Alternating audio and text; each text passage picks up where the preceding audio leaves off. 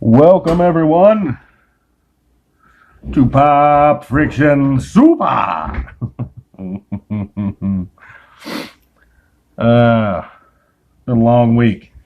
I didn't go to the comic book store this week. I'm going to go next week and get double. I've been busy all week. That's no excuse. I should still make videos. I've got all kinds of shit here I can review that I've read, that I'm reading, that I'm going to read. Finally got around to reading this. 1975 by Joe Casey and Ian Macewan. I don't know how to pronounce that name. That's as good as it's going to get. Joe Casey, one of my favorite writers. He's never let me down. He almost did in this one at the beginning. I was like, fuck.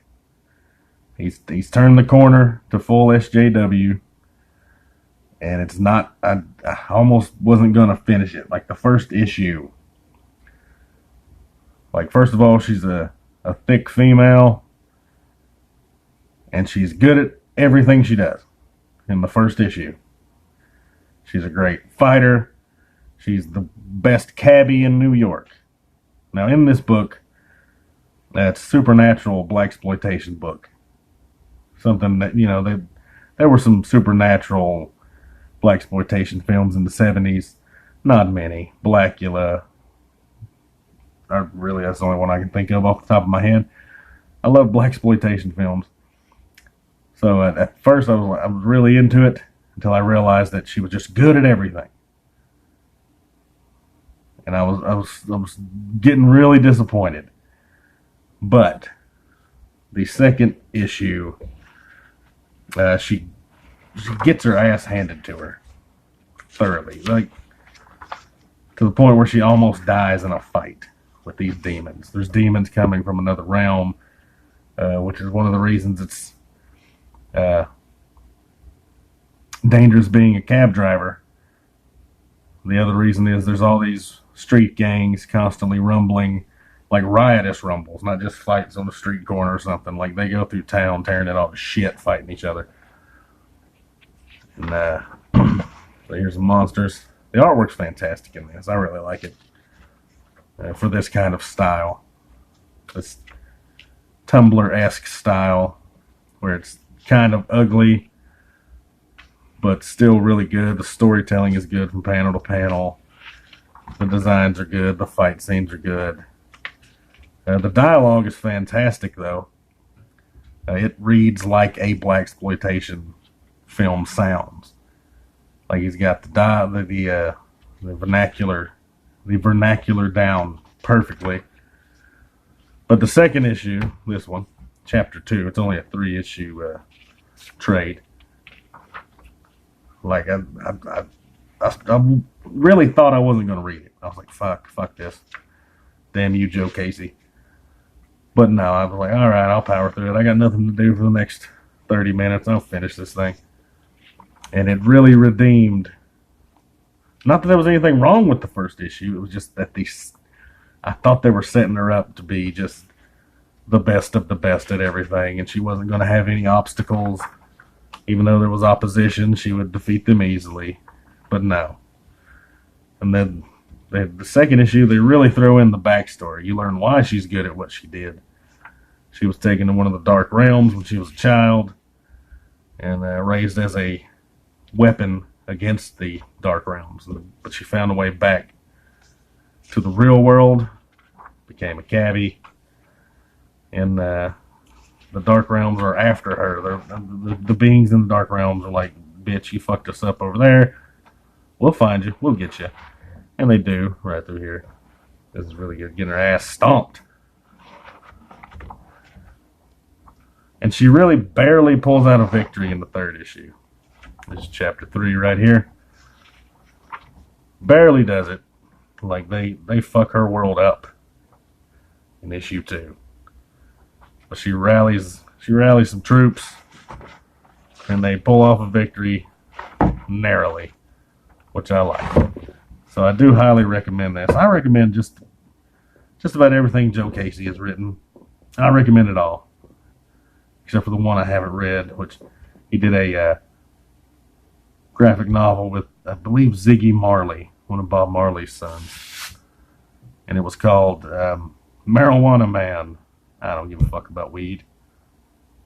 So I didn't read that one. That's the only one I don't have. I've got everything else he's written, except for, I believe there are 3 volumes of a book called Excel, about a super speedster. I haven't gotten those yet, but I'm going to get those. Like, I've been a fan of Joe Casey's writing since the 90s. I may have talked about this in another video. I know I remember showing this. I don't know if I talked about it, though, about Joe Casey.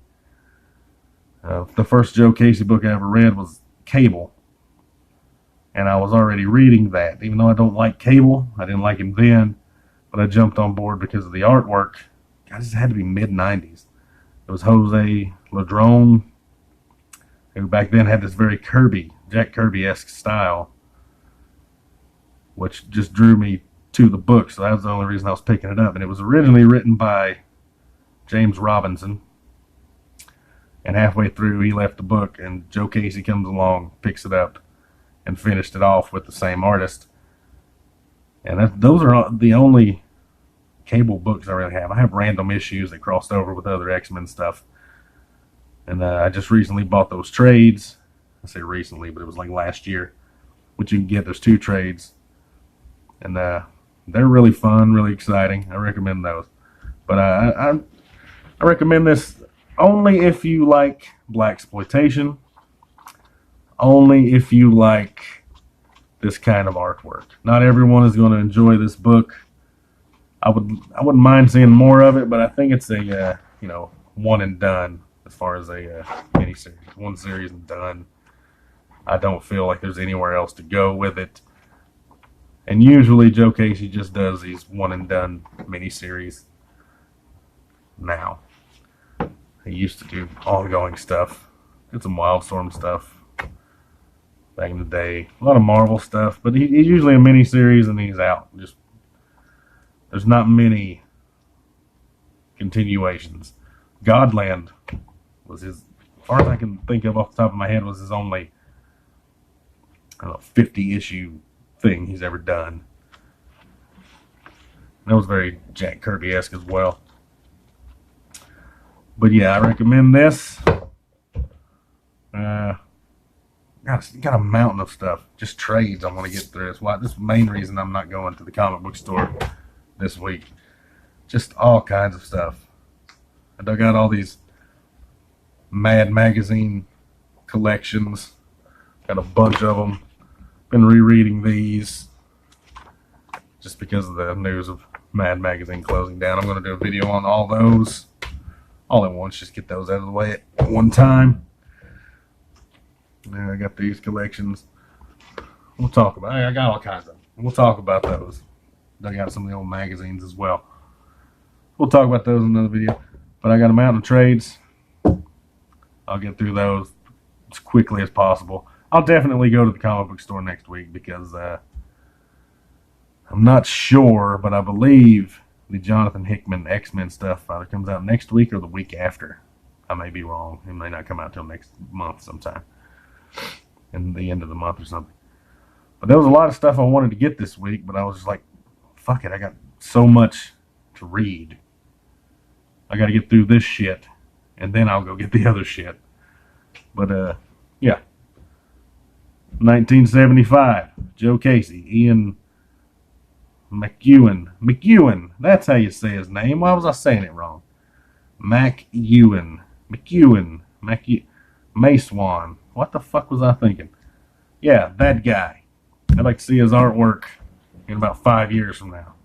I mean, I'm sure he's going to do stuff between then. But I think 5 years from now, this dude's going to be just phenomenal. Because he's got the talent, got the ability. You just got to get over the Tumblr faces. I like ugly artwork. There's beauty in the ugly artwork. I don't know how to explain it. But I like, clean lines and stuff as well. But I'm a fan now of this guy's artwork. Probably always be a fan of Joe Casey's writing. That's all I got to say about it. Peace.